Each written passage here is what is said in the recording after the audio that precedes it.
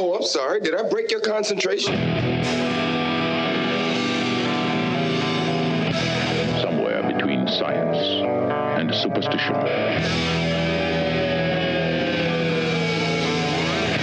We have such sights to show you.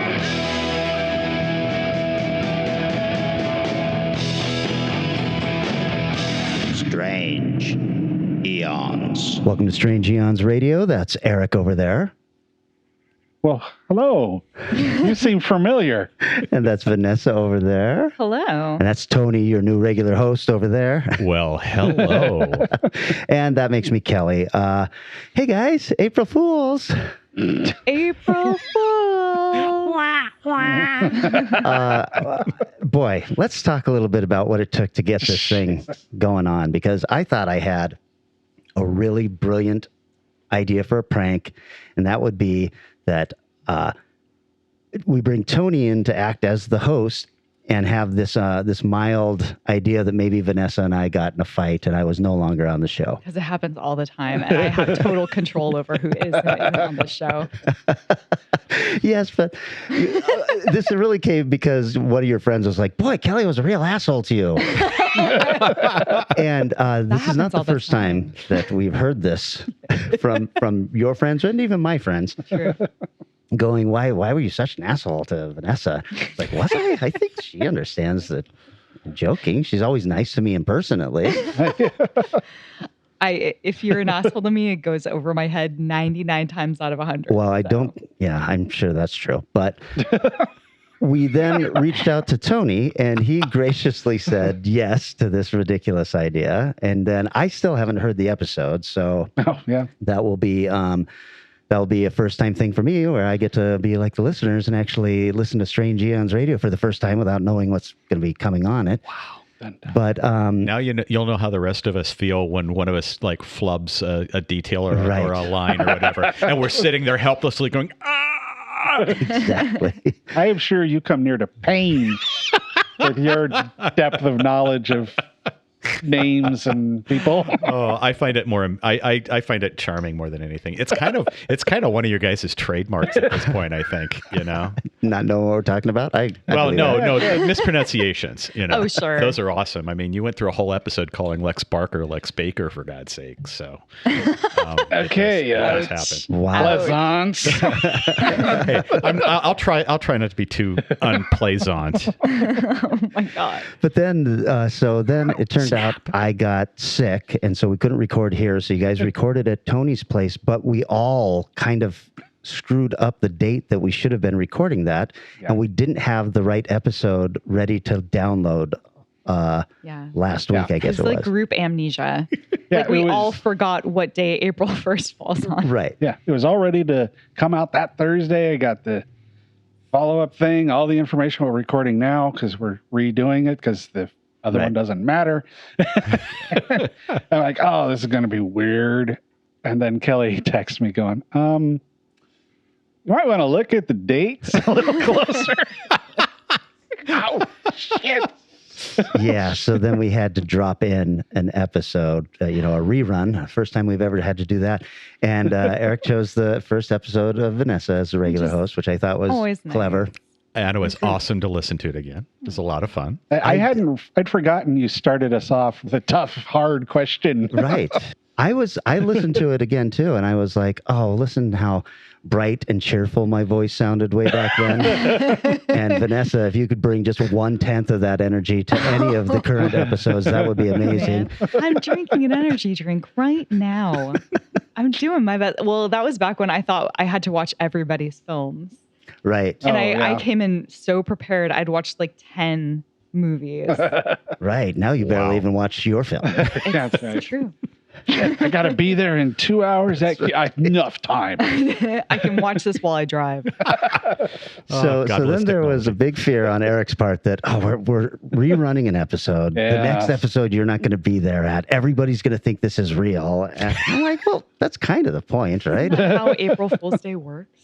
Yeah, I guess I don't want to be dicks to our listeners It's as not. much. They love us. They know. We're having fun with them, not at them. I got my first. Is everything okay with you email he's in Hong Kong, so it's probably up for a while, but half an hour after the episode podcast posted saying, Wow. Is everything all right? Are you guys okay? Who was that? Was that Will Lau? Yeah. Wow. How funny, because I got a very lovely text from Danny that just said, I hope everything is all right. Anything I can help with? I was like, oh no, he's really going to hate this April Fool's episode then. Oh, God. Yeah. It's a joke. It's a joke, Yep. Danny. It's a joke. Yeah. I got a few that day, Danny and That's some others, nice. and so it's like, oh, that's cool. How come nobody messaged me? No one cared. I guess Micah was like, huh, that episode's on. Cool. Right. So no He knows questions you're asked. fine. Yeah, but does he know Kelly's fine? Guess he doesn't care. That is possible. My mom listened to the episode where Tony was hosting, and she texted me and said, hey, love the new format. Keep it up. So, Lovely. anyway, so it is actually the April Fool's Day episode here. Yeah. And when we do these little mini episodes, we try to kind of find, a film that you might like to watch on this particular day.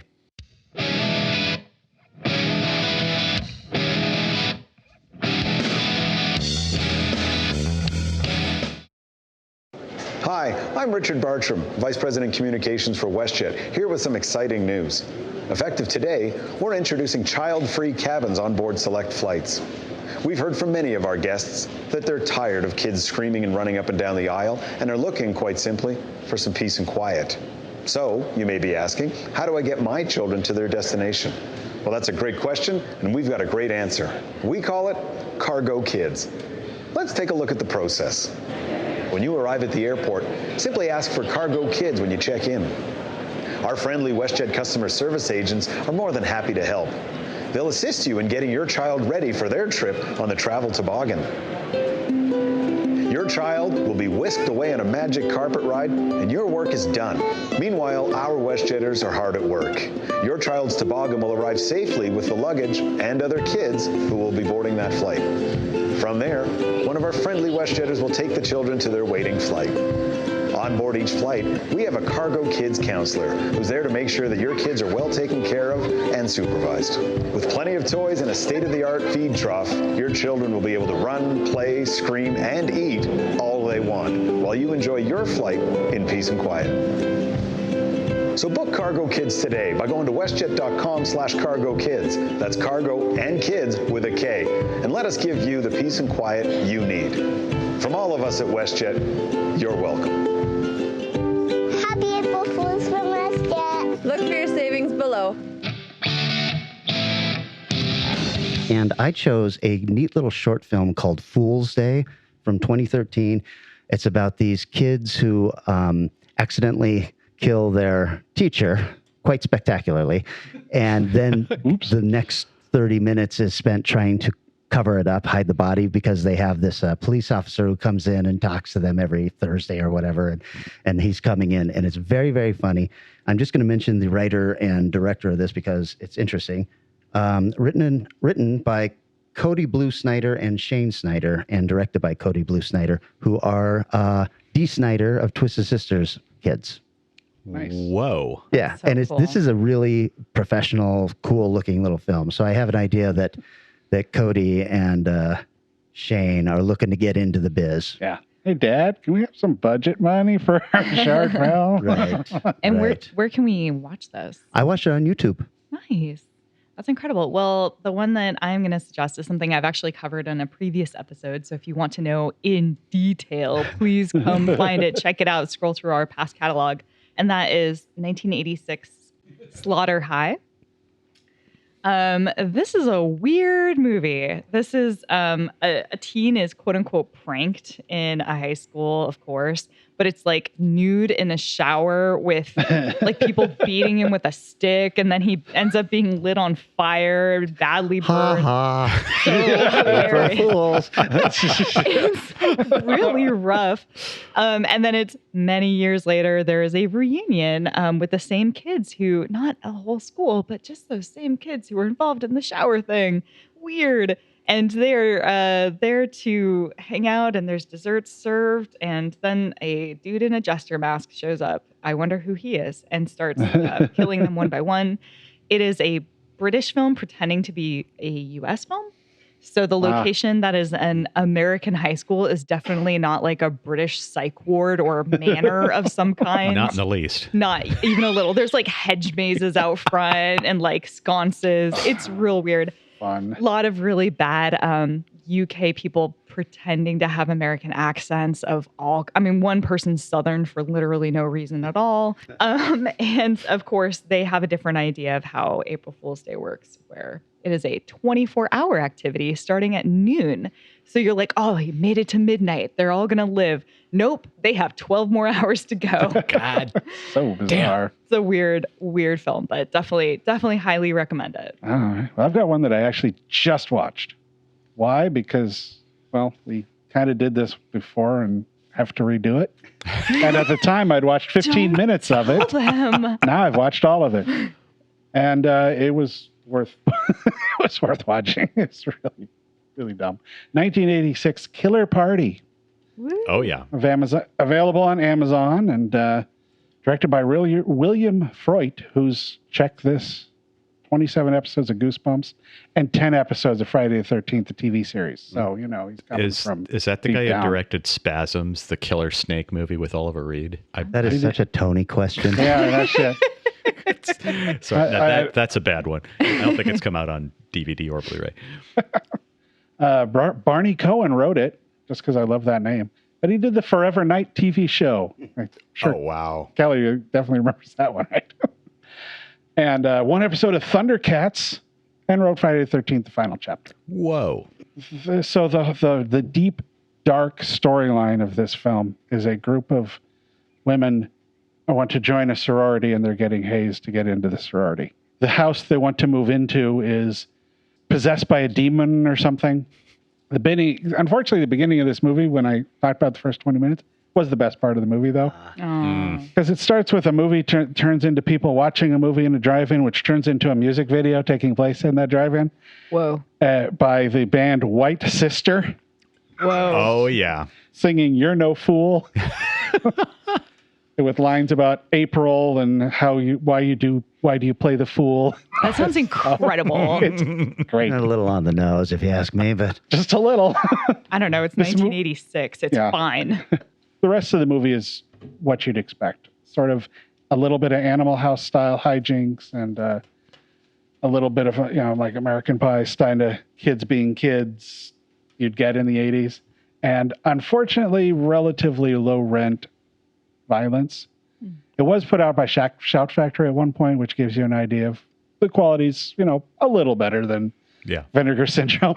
But so that's the one I had, Killer Party. How about you, Tony? Well, if we're talking about finalists, well, I haven't really seen anything specifically April Foolish of late, but kind of looping back to not today's topic, but the recent topic on slasher movies. The qualifier that came through at 80s slasher movies kind of bummed me out, because the one that I really wanted to do for my choice, and the one that I had rewatched recently that I loved, was Stage Fright, which is 1987. Michele Soavi directed it.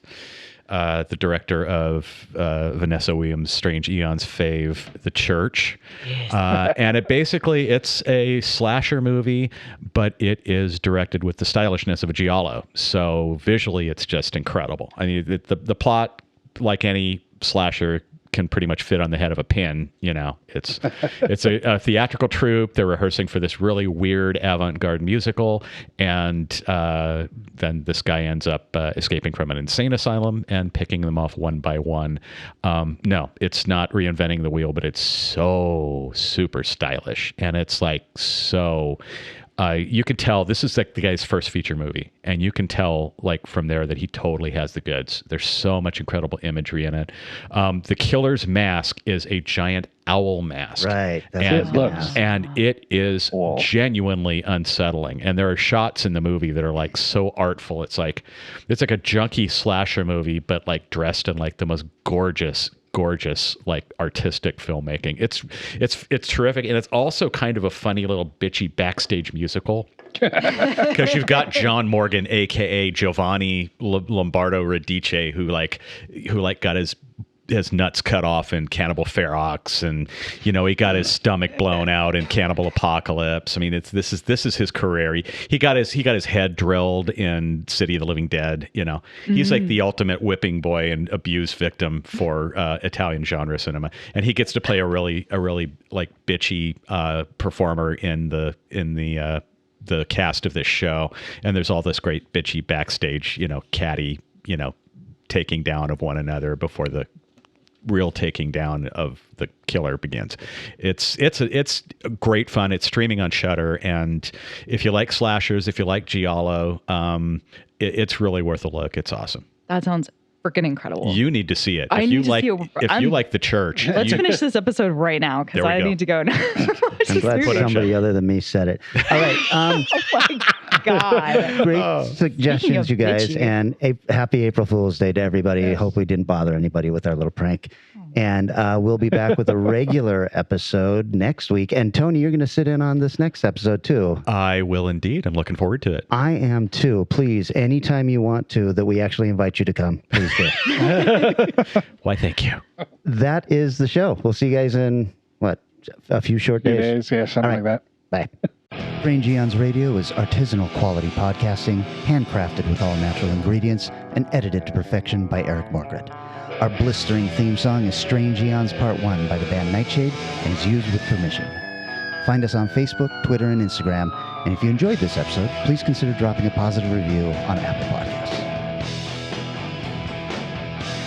Hey guys, April Fools!